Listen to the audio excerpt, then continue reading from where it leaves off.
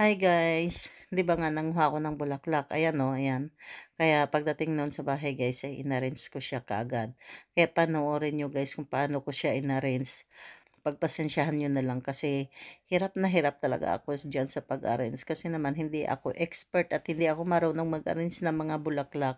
Kaya naman sa pag-arrange ko diyan ay struggle is real talaga. Pero okay lang guys, at least nailagay ko siya sa flower vase ang aking mga bulaklak oh.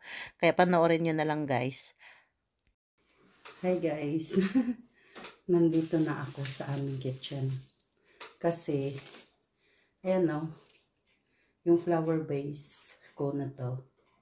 Ayan, tatanggalin ko na tong namatay na. Ayan, papalitan ko ng mga daisy pala yun. Common daisy. Common daisies na ano, parang wild daisies. Ayan. Ang ganda nito nung una. Pero patay na siya eh. Sinerch ko ito guys, daisy pala ito. Kaya ito ipapalit ko dito. Yan o. Ang ganda niya talaga. Ayan o. Maliliit lang siya. Ayan, maliliit lang.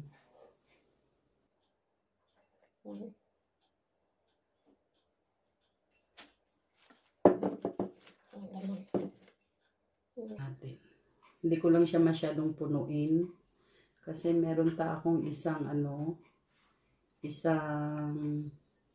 flower vase.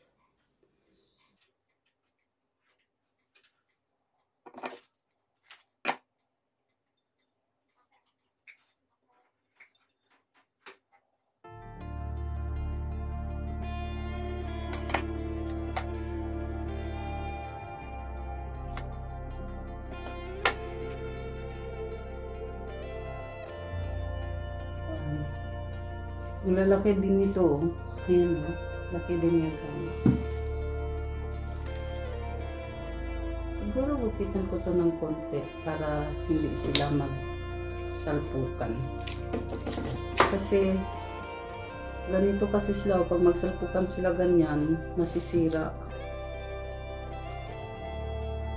Ganito. Ayun. Ayan o. Tapos ito, guntingan ko ng konti. Ayan.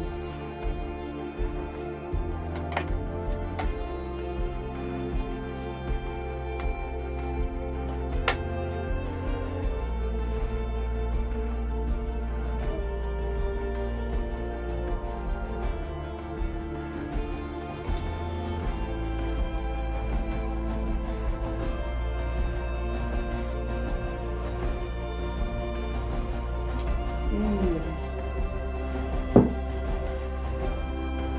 Ang sikip na.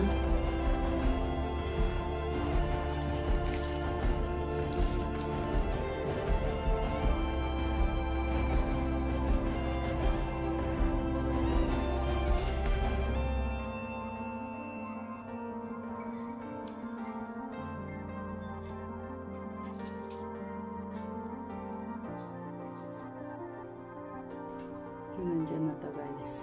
Ayan ang bulaklak ko. Ang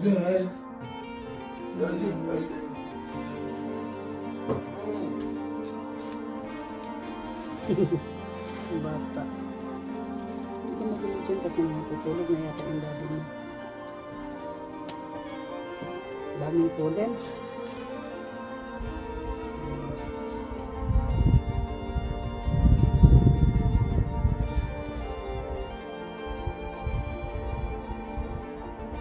Dami niya talagang pollen guys.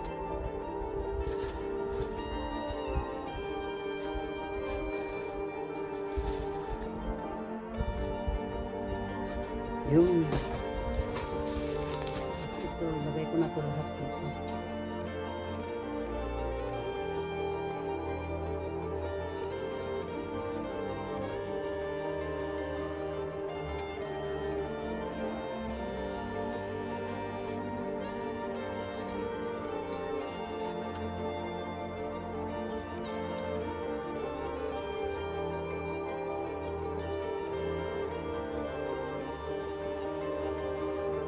Ayan na guys, ang aking bulaklak.